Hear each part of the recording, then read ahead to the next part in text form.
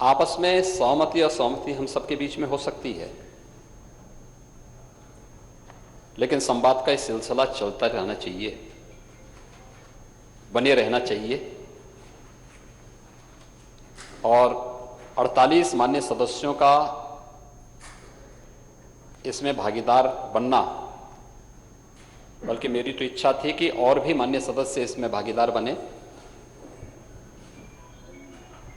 क्योंकि श्री राज्यपाल का अभिभाषण विधानमंडल के लिए सरकार का एक दस्तावेज होता है, वैसे ही जैसे संसद के लिए महामहिम राष्ट्रपति का अभिभाषण होता है,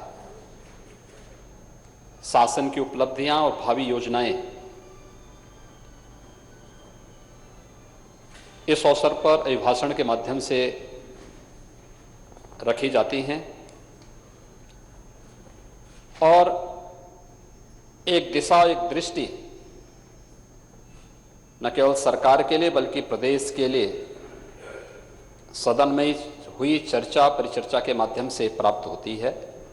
मैं इसके लिए श्री राज्यपाल जी के प्रति हृदय से आभार व्यक्त करते हुए जिन सभी मान्य सदस्यों ने इसमें भागीदार बनकर के इस चर्चा में भाग लिया या इस चर्चा में उनकी प्रत्यक्ष या अप्रत्यक्ष रूप से उपस्थिति रही है, कुछ मान्य सदस्य वर्चुअली भी जुड़े हुए हैं, उन सभी के प्रति भी मैं हृदय से धन्यवाद देता हूं।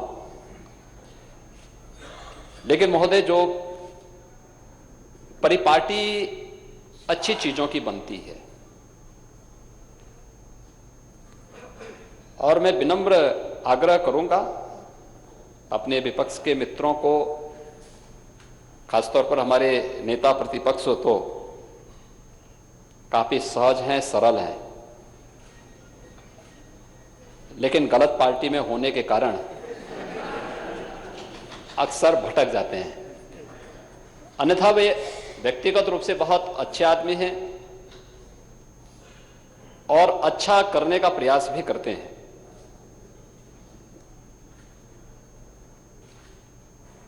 राज्यपाल जी अभिभाषण करने के लिए आई थी। राज्यपाल या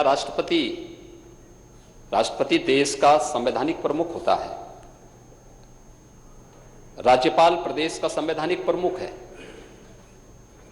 अगर अपने संवैधानिक प्रमुखों का सम्मान ये चुना गया सदन नहीं करेगा, लोकतांत्रिक प्रणाली के सामने स्वयं एक गंभीर संकट खड़ा होगा। इसलिए संवैधानिक प्रतीकों, संवैधानिक प्रमुखों का सम्मान चुने गए जनप्रतिनिधियों का दायित्व होना चाहिए। और कहीं ना कहीं इस मामले में हम लोग चूक करते हैं।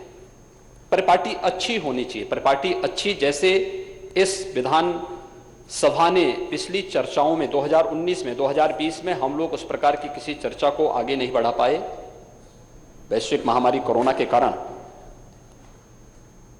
लेकिन 2019 में इस मामले में काफी अच्छे काम हुए थे।